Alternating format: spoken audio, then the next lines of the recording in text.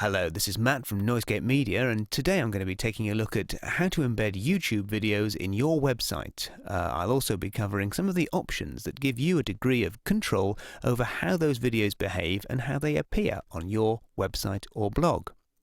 So let's get started. The first thing you need to do is navigate on the YouTube website to the video that you want to embed.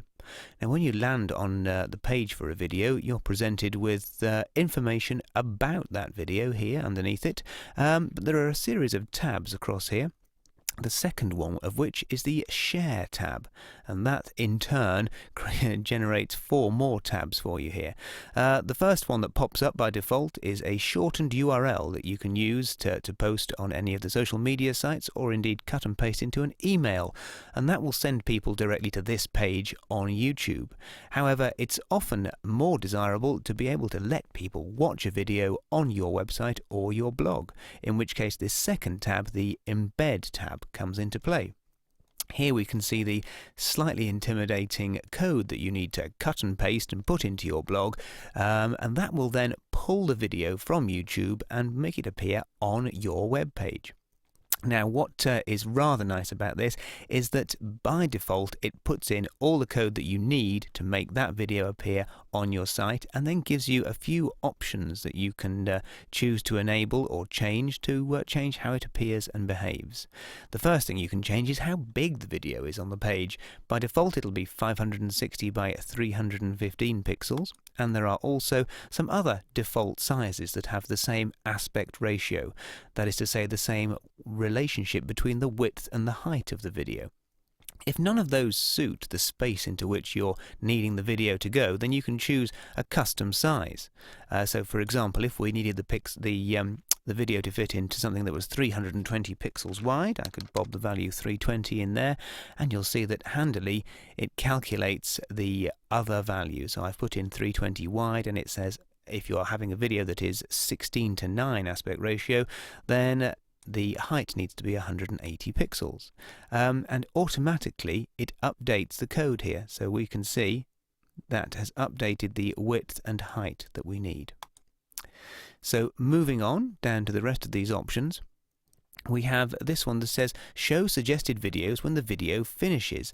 Now, when you've watched something on YouTube, you'll be familiar with probably the fact that it pops up little thumbnails of other videos that are either made by the same person or relate to the subject matter of the clip that you've just watched. Now, if you are happy with that, then you can leave that checked. But when the video's on your website, you might not want links to other people's videos popping up when people have finished watching your clip.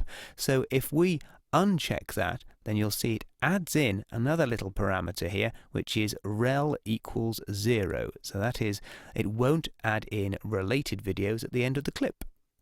The other options that we have here are the option to use HTTPS, so that will deliver the video via a secure connection. Now, if you are embedding the page in a site that is using a secure connection, checking this option will avoid the nasty message that often pops up that says this page contains some secure items and some that are insecure, and that can sometimes put people off viewing your content. So check whether you're delivering the page via an HTTPS connection, and if you are, then you can check that option to avoid nasty messages. Privacy Enhanced mode will basically change the way that YouTube handles cookies. By default, YouTube will plant a cookie in the person visiting your site and viewing a video, whether or not they click play. Now, in these days of heightened paranoia around the use of cookies, it may be desirable to check that. And then it slightly changes the URL here. It says no cookie, and then no YouTube cookie is planted in the browser unless somebody clicks play. The old Embed Code option basically gives the option to use the old method of embedding rather than using an iframe. However, that will deliver a version of the video that is not compatible with iOS devices, so iPhones and iPads. It will deliver the Flash-only version.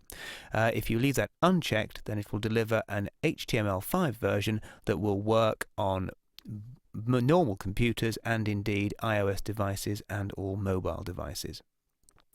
I shall go on in my next video to look at some of the slightly more advanced embedding options that you might choose to use.